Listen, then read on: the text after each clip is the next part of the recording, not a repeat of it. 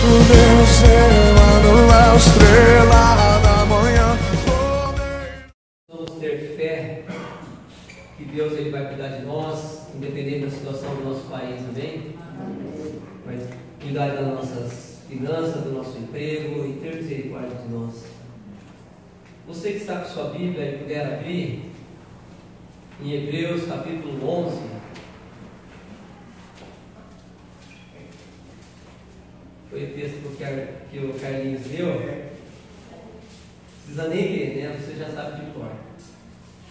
Amém. Hebreus capítulo 11, é no finalzinho da sua Bíblia. Eu vou ler nós vamos ler, né? O versículo 6 somente. O Carlinhos ele leu o 1 e o 2 e o 6. Nós vamos ler somente o 6. Hebreus 11, 6. Ora, sem fé é impossível agradar a Deus, porque é necessário que aquele que se aproxima de Deus creia que Ele existe e que é galardoador dos que o buscam. Amém. Vamos fazer mais uma oração. Feche seus olhos. Pai, em nome de Jesus, estamos aqui para aprender mais de Ti, para ouvir a Tua voz, Senhor, e a Tua palavra, Deus, nos corrigindo, nos ensinando, ó Deus. Senhor, tenha misericórdia de cada um de nós aqui, ó Pai. Senhor, fala conosco, Pai. Nossos ouvidos querem ouvir a Tua voz e ouvir o Seu ensinamento. Tenha misericórdia de nós, ó Pai. Perdoa nossos pecados e fala conosco nessa noite. Seja feita a Tua vontade. Amém. Carlinhos, ele conversou comigo no começo e sentiu no coração de ler Hebreus 11 e perguntou para mim. Eu ia falar também, eu falei para ele que eu ia ler o 6, né? Aí ele disse que sentiu no coração de ler também, e eu achei bacana, porque firma mais ainda a respeito do que Deus ele quer falar conosco, não somente hoje, mas diariamente, que é a respeito da nossa fé. Eu vi que no versículo 1 aqui fala: ora, a fé é a certeza das coisas que se esperam. Então realmente o Éder acabou de conduzir a oração aqui, nós acabamos de orar e nós temos fé que Deus vai cuidar de nós. Amém. Independente da situação do nosso país, dos governantes, da corrupção, eu creio que Deus vai cuidar de mim, do meu emprego, vai cuidar do meu sustento, do sustento da minha família. Então que nós possamos colocar em prática a nossa fé. E é hoje que eu gostaria de compartilhar com vocês algo desse tipo. Esse capítulo 11, ele é chamado a Galeria dos Heróis da Fé. Ele dá exemplo de vários homens de Deus.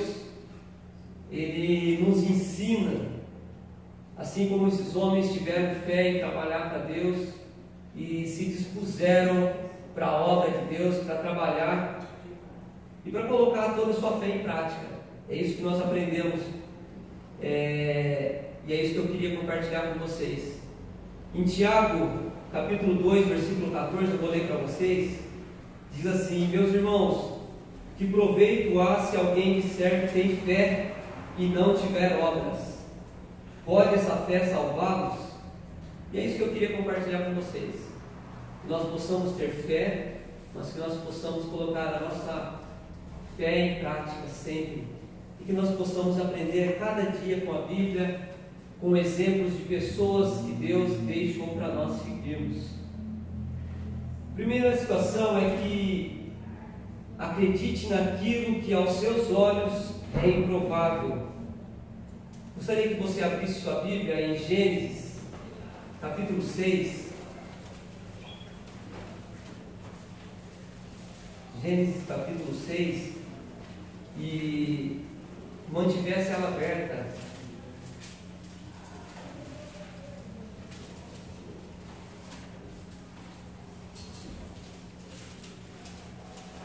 Gênesis capítulo 6, nós vamos ler do versículo 5, depois o 11 até o 13. Gênesis capítulo 6, todos acharam? Gênesis capítulo 6, versículo 5, diz assim: viu o Senhor que a maldade do homem se multiplicara sobre a terra, e que toda a imaginação dos pensamentos do seu coração era má continuamente. Versículo 11: a terra, porém, estava corrompida diante de Deus e cheia de violência. Viu Deus a terra e que estava corrompida, pois todas as pessoas haviam corrompido o seu caminho sobre a terra. Só até aí. Aqui eu lembro a vida sobre Noé, o capítulo 6, do 7 por diante. Noé, ele sabia do caos que estava na terra, do caos que Deus via sobre a terra, da maldade de todos os homens, como os homens se conduziam na terra, todo o seu pecado, toda a contaminação, toda a maldade. Porém Noé, ele era um homem fiel a Deus, ele era um homem íntegro a Deus. E no versículo 8 aqui, fala assim: Noé, porém, achou graça aos olhos do Senhor. Isso quer dizer que Deus, ele se agradava de Noé. Então eu creio que Noé entendia o porquê dessa ira de Deus contra a humanidade. Ele entendia o porquê Deus queria destruir essa terra. Até aí tudo bem, mas quando eu li aqui, Deus chega para Noé e fala que vai destruir a terra, e como vai destruir essa terra, causou um pouco de espanto, né? Causa um pouco de espanto. Eu creio que Noé, ele quis entender um pouco mais. Acompanhe comigo no versículo 17, por isso que eu falei para você, se você puder deixar sua Bíblia aberta. Olha o que Deus fala para Noé sobre os planos que ele tem para a humanidade. Eu trago o dilúvio sobre a terra para destruir tudo que tem vida debaixo dos céus. Tudo que há na terra expirará. Amém. E aqui nós começamos a ver a fé de Noé em Deus, a fé de Noé sendo colocada em prática por Deus. Noé, a Bíblia fala que ele tinha mais ou menos 600 anos já de idade. Isso aqui também causa um pouco de discussão e espanto. Talvez até um assunto para a escola dominical, o nosso professor está aqui, ou depois do culto mesmo, né? A gente pode questioná-lo a respeito disso. Então Noé, ele tinha mais ou menos 600 anos já de idade. Eu não faço noção do que seria isso. Eu creio que a Bíblia, ela fala por si só. Às vezes nós não precisamos querer interpretar tudo da Bíblia, nós temos que crer nela, do jeito que ela está escrita. Então eu creio que os homens sim viviam todos os anos que a Bíblia fala. Eu creio que Noé já tinha essa idade. Então, porém, o que Noé não tinha visto ainda era chuva sobre a terra. Ele tinha essa idade e ainda não tinha visto chover na terra. A Bíblia fala no capítulo 2 como era aguado as plantas, né, através dos rios, e subia o vapor sobre a terra para que os alimentos, né, enfim. Então Noé, ele não tinha visto chover ainda na terra, mas em momento algum nós vemos Noé, ele duvidar disso. Nós vemos Noé argumentar com Deus sobre isso, questionar Deus sobre se ia chover mesmo. Nós não vemos Noé incrédulo, né? Nós vemos que Noé creu, ele confiou naquilo que Deus disse para ele.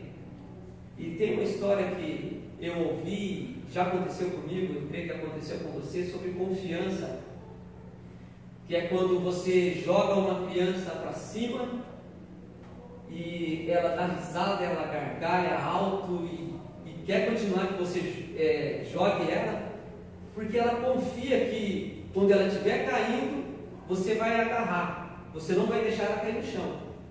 Isso já aconteceu comigo, eu já fiz isso, provavelmente você já fez também. Então você vê nos olhos da criança a confiança que ela tem em você, ou seja, ela não fica com medo. Talvez nos primeiros, tem uns aí, provavelmente que se jogar ela para o alto, ela vai ir um pouquinho mais alto, né? Por causa da força. Mas ela confia em você. É por isso que ela não sente o medo. E é essa confiança que eu vejo de Noé para com Deus. a confiança dele de acreditar que Deus ia cumprir aquilo que Deus estava falando. Noé confiava em Deus, por isso acreditou que iria chover. Ele acreditou naquilo que ninguém acreditou. Por isso só salvou ele e a família dele. Ninguém creu naquilo que Noé pregava na época. Então Deus envia chuva sobre a terra. Capítulo 7, versículo 2, versículo 12, o próximo capítulo, nós vamos confirmar isso. E houve copiosa chuva sobre a terra, 40 dias e 40 noites. Então nós vemos Deus ele falando para Noé o que vai fazer, como ele vai destruir a humanidade, como ele vai extinguir a humanidade da terra. E Noé creu, Noé confiou que Deus ia fazer aquilo. Ele não questionou em momento algum.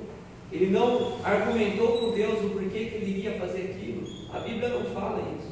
E confirma aqui no versículo 12 do 7, que Deus enviou chuva sobre a terra. E assim que às vezes nós se portando, né? Nós duvidamos de algumas coisas, nós questionamos alguma coisa, se vai acontecer mesmo para a nossa vida. Nós deixamos o nosso problema nas mãos de Deus, mas nós queremos ir lá acompanhar para ver como que Deus está fazendo. Às vezes nós retiramos das mãos de Deus o problema e nós tentamos resolver com as nossas próprias, talvez sabedoria, a inteligência que nós achamos que temos, com as nossas próprias forças. Mas que eu e você possamos acreditar naquilo que os nossos olhos não conseguem vislumbrar. Que nós possamos acreditar e confiar naquilo que é o improvável de acontecer aos olhos de todos, às vezes dos nossos melhores amigos, do nosso familiar, aqueles que nós confiamos, eles não acreditam naquela possibilidade. Então que nós possamos olhar somente para Deus, que nós possamos colocar a nossa fé em prática sempre, acreditando em Deus, amém? E há uma segunda situação aqui, da vida de Noé, que eu queria compartilhar com vocês, que aconteceu muito comigo, eu vi acontecer muito na vida de muitos irmãos, que Deus ele capacita aqueles que se colocam à disposição para fazer a sua vontade. Eu fico imaginando como que Noé recebeu essa notícia de Deus, como que Deus chegou para Noé e falou para ele construir um barco para que ele sobrevivesse com a família dele. Talvez ele, sabendo que Deus ia enviar chuva para a terra, ele falou: ok, eu vou fazer um barco para eu e minha família se salvarem, para nós nos salvarmos, e o barco para 8 pessoas, para uma família, vai dar um pouco de trabalho, mas a gente vai conseguir fazer. Então, um barco pequeno não vai ter muito problema, né? Não vai dar muito trabalho para nós fazermos. Mas quando Deus fala como seria esse barco, aí eu creio que causou um pouco de espanto para mim, quando eu fui pesquisar a respeito disso. Eu até errei um pouco nas contas, né? Compartilhei com o Éder, mas eu creio que causou um pouco de espanto para Noé também. Eu não estava lá, a Bíblia não fala, mas no versículo 14, 15 e 16 do capítulo 6, vamos ler aí que Deus ele fala para Noé como ele quer essa construção, como ele quer isso. Faze para ti uma arca de madeira cipreste, farás compartimento na arca e a revestirás de betume por dentro e por fora. Desta maneira a farás. O comprimento da arca será 300 côvados, e a sua largura de 50 e a sua altura de 30. Fará na arca uma janela e lhe dará 1 côvado de altura. A porta da arca porás ao seu lado. Farás um primeiro, um segundo e um terceiro andar. Só até aí. Então, talvez Noé pensava num barco pequeno, só para ele e para a família dele, e aí Deus vem e fala para ele como quer esse barco, como quer essa arca. a gente fica meio maravilhado, né, das coisas de Deus. Deus, ele exige somente um tipo de madeira e que essa arca seja revestida de piche por dentro e por fora, que seria o betume, né, que estava aqui. E só aí a gente começa a imaginar o trabalho que foi construir isso. E revestir esse barco, a gente vê o pessoal recapeando as ruas de asfalto, a gente vê o trabalho que é, como suja as ferramentas. E nessa rua aqui, por problemas causados pela Sanasa, a gente viu vários buracos aqui, vários dias eles trabalhando aqui. Então a gente vê como que é difícil, né, o trabalho. Agora você imagina revestir um barco por dentro e por fora naquela época disso. Então eu creio que deu muito trabalho, teve que ter muita entrega de Noé e da sua família, teve que ter um serviço de muita excelência. E Deus, ele é assim, ele exige excelência de nós. Ele não quer que a gente faça as coisas de qualquer maneira. Então você imagina fazer um barco, que esses 300 côvados aqui, ele dá em média 150 metros de comprimento. Isso dá entre um campo de futebol e meio, um campo de futebol oficial, é muito grande. E mais 25 metros de largura, mais 15 metros de altura, 3 andares. Então teria que ter divisórias disso aí. Então é um serviço de muita entrega, um serviço que exigiu muito da vida de Moisés e dos seus filhos. E aos olhos humanos isso era impossível de ser feito, de acontecer. Talvez Noé se sentiu incapaz. Talvez os filhos de Noé chegaram para ele e falaram: pai, isso é impossível de fazer. Nós não vamos dar conta, nós somos incapazes de fazer isso. Mas nós confirmamos a construção disso, você sabe. Talvez seus filhos aprendem isso na escola deles, na igreja. No versículo 22 do capítulo 6, assim fez Noé conforme a tudo que Deus lhe mandou. No capítulo 7, versículo 1, depois disse o Senhor a Noé, eu falei Moisés, desculpa.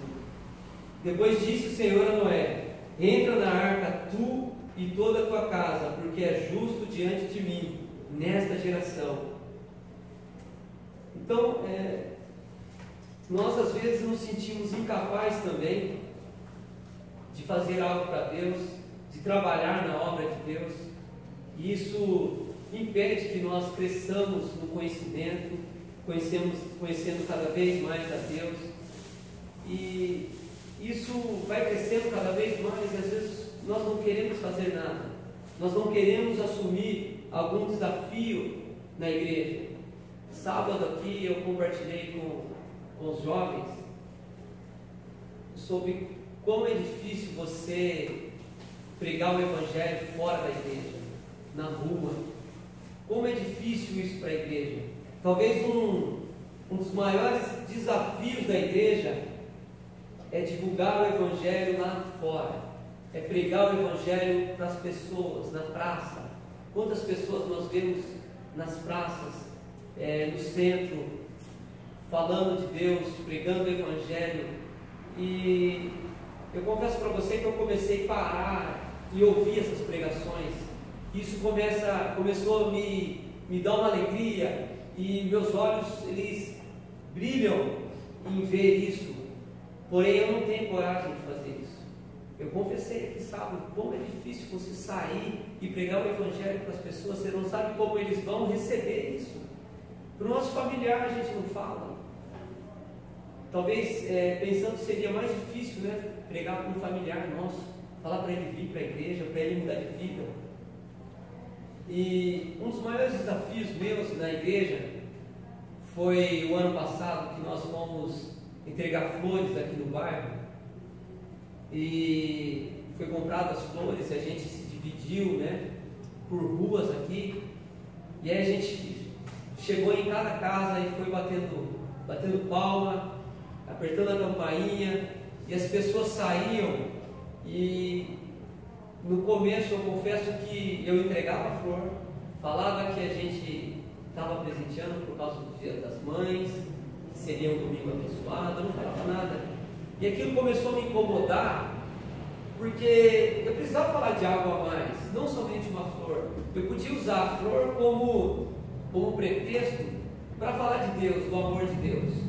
Eu não lembro se foi na terceira ou quarta casa que eu e a minha esposa nós fomos entregar, e eu comecei a falar para aquela mulher, nós começamos a falar, um encorajou o outro, de quão grande era o amor de Deus para a nossa vida, para a vida dela. E comecei a falar, as coisas começaram a fluir, e aquela pessoa começou a ouvir da gente aquilo, e a mulher começou a chorar, começou a escorrer lágrimas dos olhos dela, e eu comecei a ficar feliz, sentir prazer naquilo, aquilo que era medo para mim, que me causava espanto de fazer, eu estava sentindo prazer em fazer aquilo, e aquilo encheu de alegria meu coração, e me encorajou para entregar a próxima rosa. Mas a próxima flor não foi do mesmo jeito, né?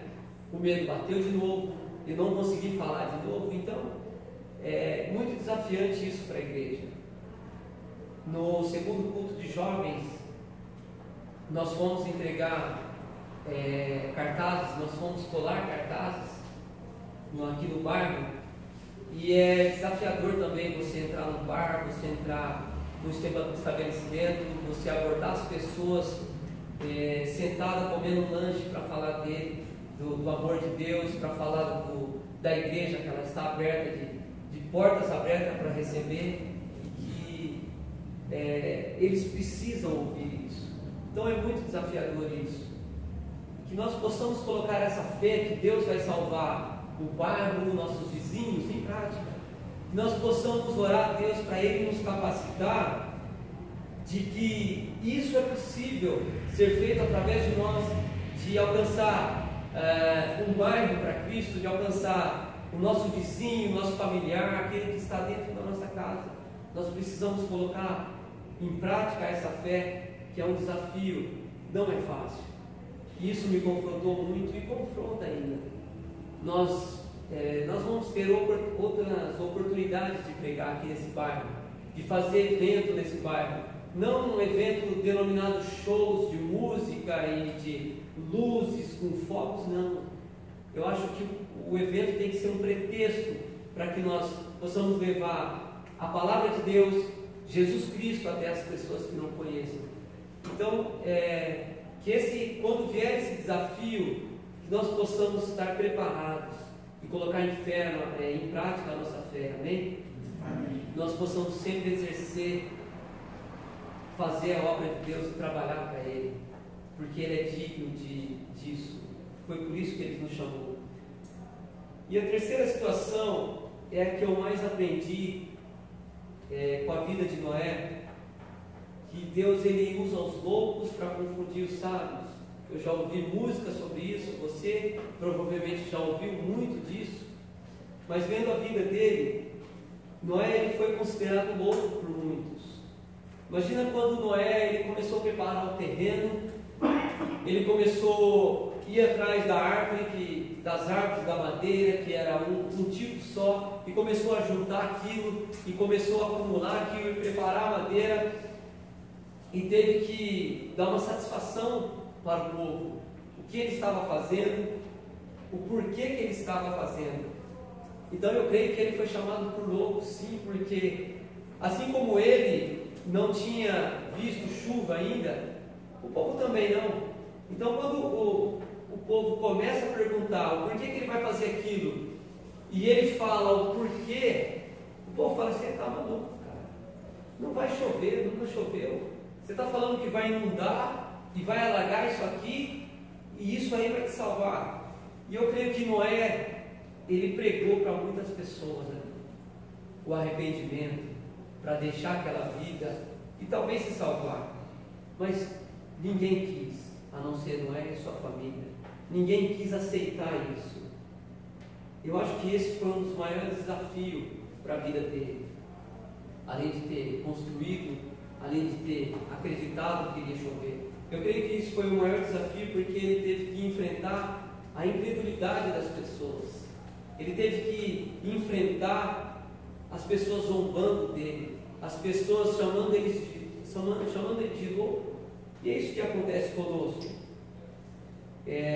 Nós também já fomos chamados de louco, porque o crente não pode nada, o cristão não pode fazer nada, o cristão não é feliz, o cristão não pode participar de uma festa. Então eu já fui chamado de louco, eu creio que você também já foi chamado de louco muitas vezes, mas que nós possamos ser sempre loucos por Cristo, pela salvação. Eu lembro que a primeira vez que nós viemos aqui conhecer esse templo aqui, esse prédio, nós estávamos no culto ali na rua Ema, e acabou o culto, nós viemos aqui conhecer, e olhamos por fora, pegamos o telefone. O Éder, você até conhecia o dono, né? O Éder que falou pra gente, está alugando ali um salão, vamos lá ver. E o pastor, depois que ele anotou o telefone, ele falou assim: vamos orar aqui para Deus confirmar isso, para que seja a vontade de Deus. E começamos a orar ali na rua.